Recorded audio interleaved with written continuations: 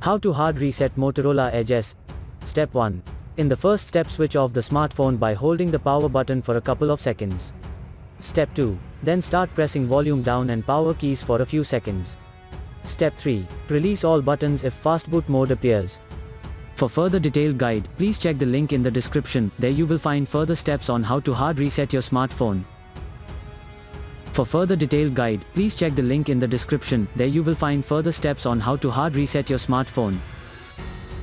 For further detailed guide, please check the link in the description. There you will find further steps on how to hard reset your smartphone.